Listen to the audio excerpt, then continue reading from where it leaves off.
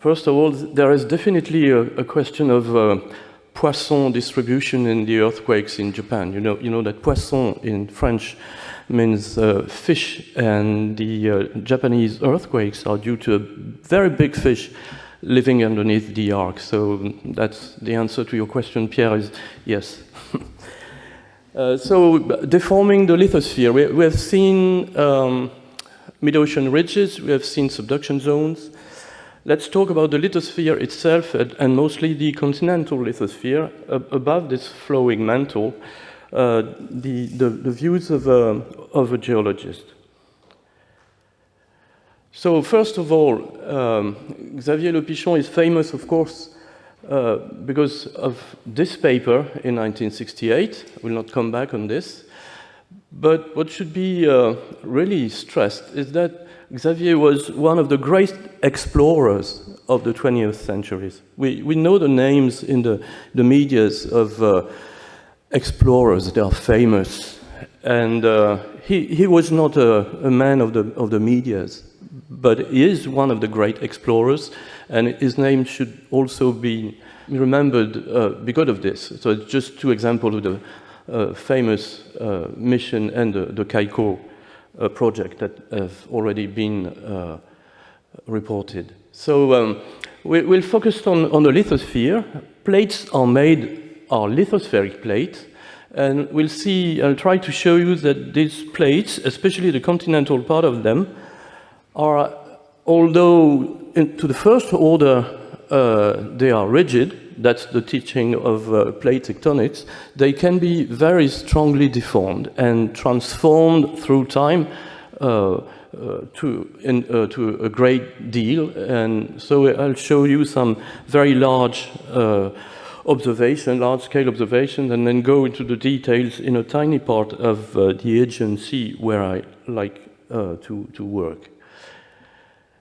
Here you have on these famous diagrams published in the late 60s, the definition of the lithosphere at that time, a layer of strengths. So it's a mechanical definition of the lithosphere, and arrows in a stenosphere underneath represent possible compensating flow in response to downward movement of segment of lithosphere.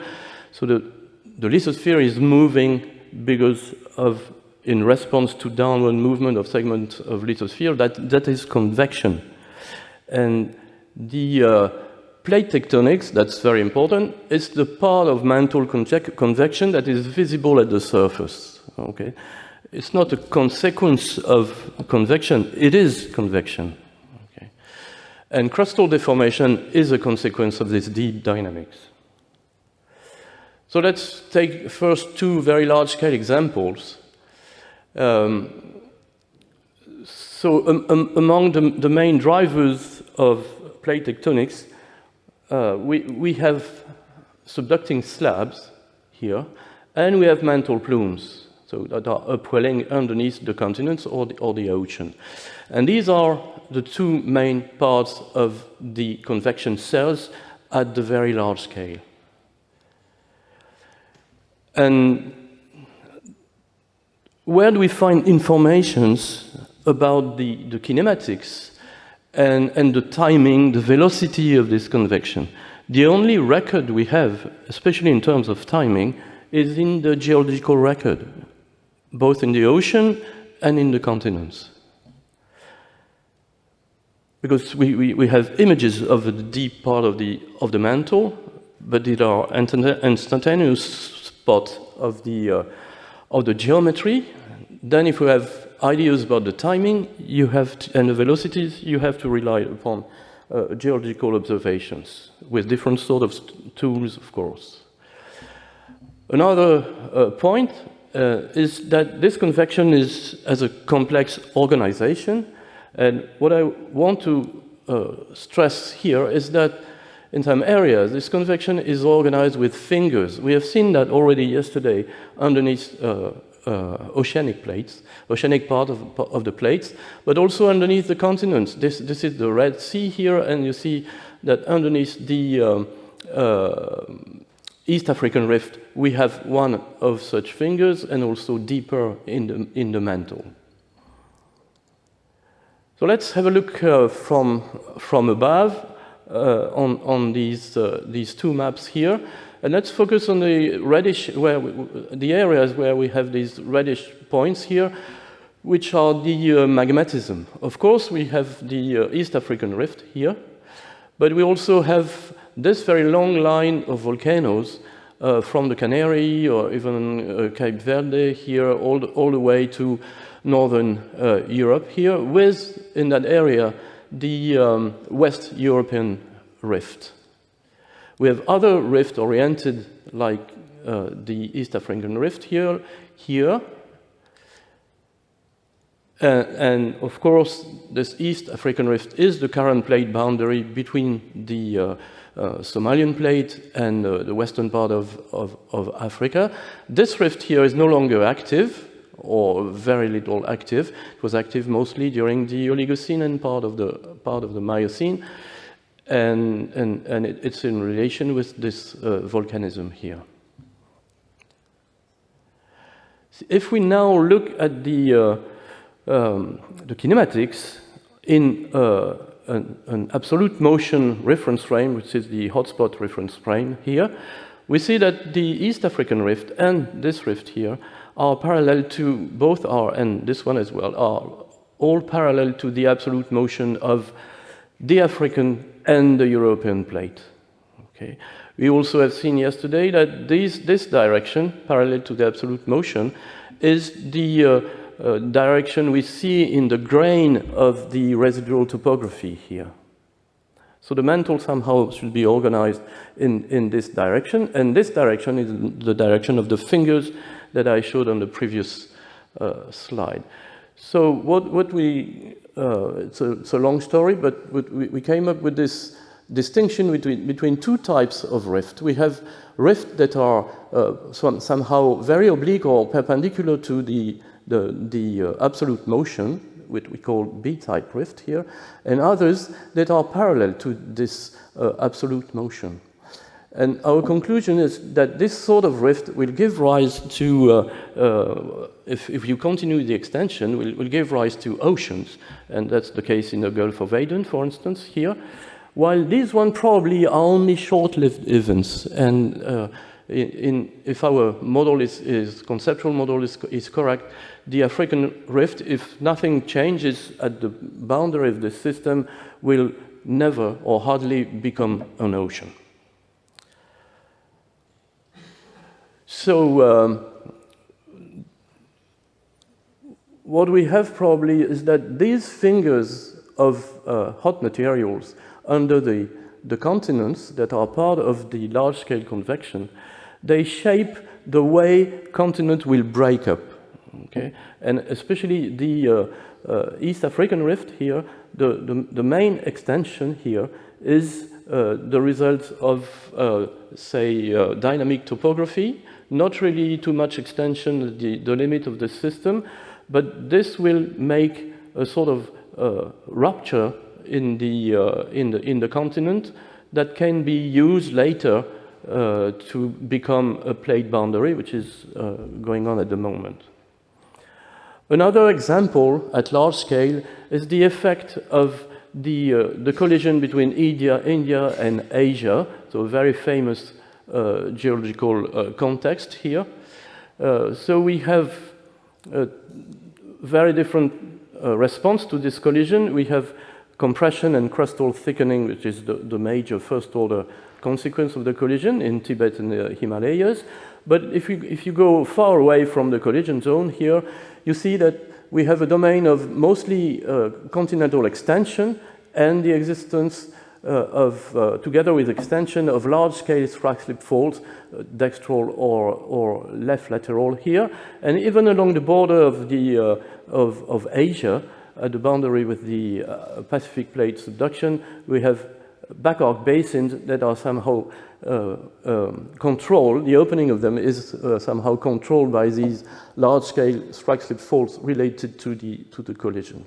If we zoom now on this area, and if we look at the position of the remain of the Tetian slab underneath this area at approximately 1,000 kilometers, what you see is this. The subduction zone here, or the convergence zone here, is north of it here, and it is south of it here. Okay? This suggests that the subduction zone here has advanced inside the continent, and here it has retreated. Okay? And this can be seen in the geometry of the slabs here. You see that the Himalayan slab here is overhanging. Okay? It was here, it's now here, and it's reversed. While on the other side, either in Japan or here, it has this sort of shape here, and this signs a retreating slab. Okay. So, to make a long story very short, we have here underneath, well, I'll start with here, this retreating slab in that area on the eastern and southeastern part of the system.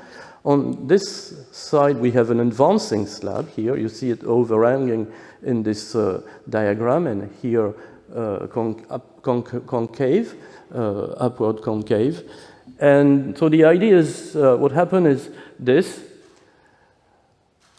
So we have upwelling here, we have downwelling here, and the main flow is driving here the collision, and the whole system is moving eastward or southeastward or northeastward here, and you see that the overhanging of the slab here goes together with the retreat of this slab here. Okay.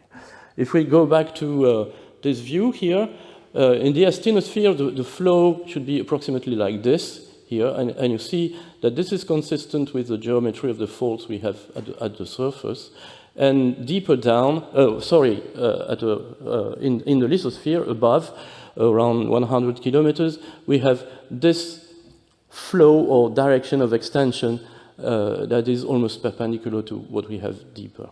So that's two examples of a large-scale system. Let's now focus on a much smaller region, that is the Aegean region, and we'll see how the slab retreat will control back arc extension and how much the lithosphere is deformed. This is the main point of this second part. So this is a map compiled by Le Pichon and Kremer in 2010 that shows you the current displacement in the area between the Arabian plate here that is moving northward, the deformation, well, the displacement within the southern part of Eurasia here in the Zagros Mountains here, Armenia, etc. And we see the very fast velocity of the southwestern part of the Anatolian plate, if we may call it a plate. Okay? You see the length of the arrows here, maybe we see better on this map. The length of the arrows here, that's about 2.5 centimeters with respect to a fixed Eurasia. And here the arrows are much longer, about 4 centimeters per year. Okay. So the whole system is flowing in this direction. This part of Anatolia is rather rigid, but this one you see is obviously strongly deforming. The earthquakes, of course, are the consequence of this fast kinematics. And you see, of course, here the main North Anatolian fault, here the East Anatolian fault with the large earthquakes, and you see the Gulf of Corinth with lots of seismicity, and you see a recent earthquakes in 2020 in the Aegean Sea, its eastern part, with an earthquake of almost magnitude 7 here in that area, an extensional earthquake. Okay. Actually, this active extension that you have here in the Menderes and here and in the Gulf of Corinth is something that has started way back in the past, 30, 35 million years ago, and that is responsible for the formation of the Aegean Sea. So this is a geological map, a tectonic map of the area. I will not detail this, but I will focus on some islands that are here in the center of the system. Let's first have a look to a cross-section across this system, here, north-south one. So this is it. This is Africa subducting underneath the Aegean Sea. This is the Mediterranean Ridge accretionary complex. This is Crete, the Cretan Sea here, the Santorini volcano. Then the Cyclades here. You see the crust is thinner here than in Crete and thinner than in the north, in the Balkans here, in the Rhodope and north of it. The North Anatolian Fault cuts this section here. Okay. What's interesting in this part of my talk is this area in the Cyclades, okay? And you see these structures here and these low-angle faults and shear zone with plutons, okay? This is the result of the Oligocene back arc extension that has opened windows on the middle, lower, and lower crust here that are called metamorphic core complexes, MCCs here. So I will focus on this one here. So we are here, and the main structure we'll be seeing is this one here. See, it's a low-angle normal fault and shear zone that also goes all the way to here. It's at least 200 and 300 kilometers long, and it has accommodated very large displacements, several tens of kilometers. For this one, yeah, there are others here. For this one, between 70 and 100 kilometers of displacement along, accommodated by a low-angle feature. Let's focus on the islands we have Mykonos here, and here this even smaller island that is called Delos here, and here we have Rhenia. If we draw a section across this system, the main low-angle fault is here, the main detachment is here. We have this, with this low-angle system here, that has accommodated this very large relative displacement here. It's called the North Cycladic Detachment System. And below that, we have high-temperature metamorphic massif here, the metamorphic core complex, that corresponds to exhumed, partially molten crustal rocks and some granites. In that area, they are 13 million years old, middle Miocene. So what I want to show you is that these lower crustal rocks that are exhumed are very intensely deformed during this exhumation, and so that the lithosphere has been completely transformed by this tectonic history. So most of this extension here is accommodated by low-angle fault and shear zone, and we'll see one of them. So we are on the northeastern part of Mykonos here, that's called the Cape Evros here, and we have a granite here, we have sediments here, and if we summarize the structures, this is the detachment here. You see, very low angle, we have higher angle normal faults within the sediments here, and we have a ductile shear zone underneath, and this is the fault plane, okay? So we'll zoom on it. So late Miocene sediments, brecciated sediments, metabasalts here, and the deformed granite underneath. We can zoom here, you see the tilted blocks above the detachments here within the sediments. Detachment is here. And we can zoom also on the fault plane here, where my colleagues are sitting. Okay, Jean-Claude here is playing with his drone, and that's why we have this picture. So this is the fault plane here. So it is a rather thick zone here, and it's difficult to imagine that this has accommodated between 70 and 100 kilometers of displacement. Okay. Then if we go underneath the detachment, we can see the gradient in strain from almost undeformed granite. This granite is a little bit deformed. You see the fractures within the feldspar megacrest here. Then if you go closer to the detachment, you start to see those feldspar stretched and aligned parallel to each other. And then closer to the detachment, you see how the rocks has changed. This used to be a granite like this one, and you see now there's very intense deformation and ultra-myelonitic shearing rocks here. If we now go to Delos, most of the island of Delos is made of granites. There are gneisses, etc., but I'll be focusing on granites. So granites are very often seen as static stuff and placed in the crust and little deformed, you will see that it's not the case at all.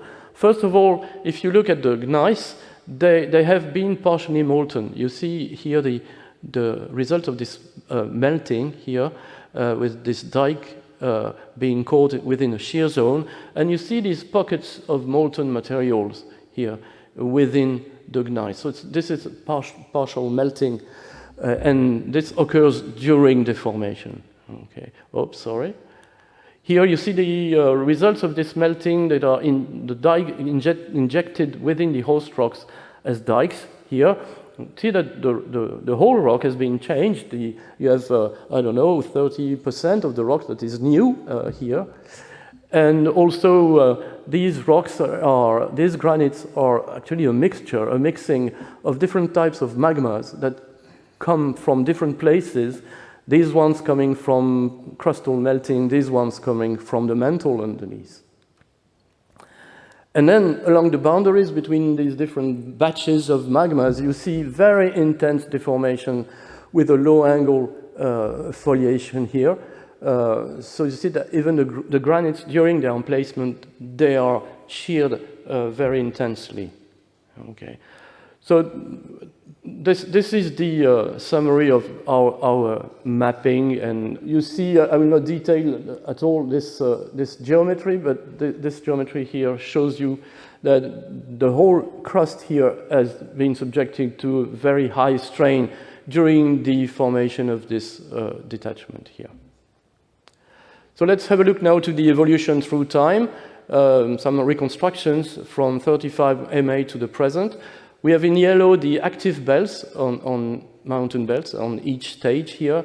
We have in blue the high pressure, low temperature metamorphic unit exhumed, and we have in red the high temperature metamorphic units, such as the one I just showed you, and we have in orange here the areas of crustal thinning. So we are at 35 MA, and if we look at this evolution, you see that the subduction zone here is moving south here. It's retreating toward Africa. That's the subduction of the African plate, and the subduction zone is moving toward Africa backward, and although the Africa moves northward. And you see all these metamorphic rocks exhumed in the upper plate here in the back arc domain, where the island of Delos and Mykonos are. Okay. You have also the same system in the central and western Mediterranean. So this is a schematic view just showing the retreat of the subduction zones here. Okay. And the amount of retreat is about 600 kilometers here in the east, 700 or even more in the central part of the Mediterranean. So if we look at this system, the evolution of this system along this north-south section here, what you see is here the African plate with several continental and oceanic domains here. This is some 70 million years ago, and this is the Eurasian plate here. Okay, this is the subduction zone, and what happened is this. You see first the formation of a mountain belt, and then the dismantling of this mountain belt by extension and exhumation of these metamorphic rocks, either blue or pinkish here. Okay. So if we now have a look, we zoom back and backwards, and we look at the structure of the mantle here shown by seismic anisotropy. You see that in that area, it's very well organized here, and this is supposed to be the flow of the mantle in the asthenosphere. And if you compare this with what you observe in the crust, with the direction of stretching and shearing that we have just seen on the Mykonos and Delos example here, you see that we have the same direction in crustal stretching and mantle flow here. So we image here a strong coupling between the mantle deformation during retreat and crustal deformation here. It's the same here and the same here as well. Okay. So the idea is that we have here this very strong retreat of these slabs here, and that the deformation in the crust is strongly controlled by the asthenospheric flow underneath, the crust caused by this slab retreat. And you've seen that the lithosphere is completely transformed by this deformation and by the magmatism. So we tried to model this in 3D some years ago, and the ingredients is a torn slab here that is retreating, okay, and a collision here in the east. And what we obtain is here, this is the strain rate. We obtain this velocity field that is very similar to the GPS velocity field that we have here, okay? And the strain rate here with the colors is also very similar to the strain rate calculated from the GPS velocity field. And you see that we form this dextral strike slip zone here that is equivalent to the North Anatolian Fault here. Okay. Just skip this. So just to summarize what I've just said, you see that the lithosphere in that area above the flowing mantle here is very strongly deformed. It's injected by magmas derived from the mantle. Magmas are formed within the crust and they go up, and their emplacement is controlled by these large-scale detachments here. We have, of course, sediments above these detachments, etc. So the lithosphere is very strongly deformed and modified in terms of its lithological content. Then if you add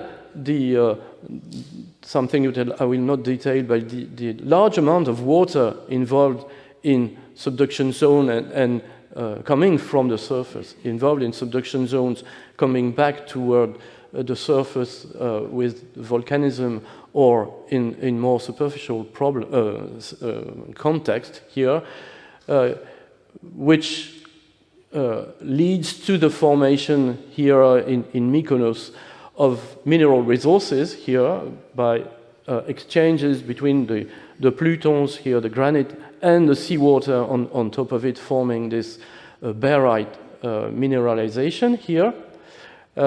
You come up with the idea that the lithosphere on top of which we live here should not be any longer seen as a passive rigid layer, but it's really a complex system that's very dynamic, and it's interacting with the hydrosphere and the asthenosphere along plate boundaries, but also within plates. And this is generating hazards, energy, and mineral resources. So that's the lithosphere. It's a very dynamic system. And to finish up, I'd like to show you this picture that I like very much because it shows my PhD advisor, so the beginning of my career, if you like, Xavier Le Pichon, who offered me my first position, a stable position at ANS, not far from here, and one of my first PhD students here. So 3 important stages of my career at the beginning of it. And Xavier had a really decisive impact of my own career because it's because of this program that Serge mentioned, the Kaiko project in Japan here, organized by Xavier and Jean-Paul here. And then, so this is Japan, of course, and then in 1987, I think, Xavier told Jean-Pierre Brun and myself, hello guys, you should go to the Aegean, and you should go to the Aegean to see the metamorphic complexes that Gordon Lister has described. And we did that, and we went there, and this was for me the beginning of a very nice adventure together with Jean-Pierre and many others. So thank you so much, Xavier.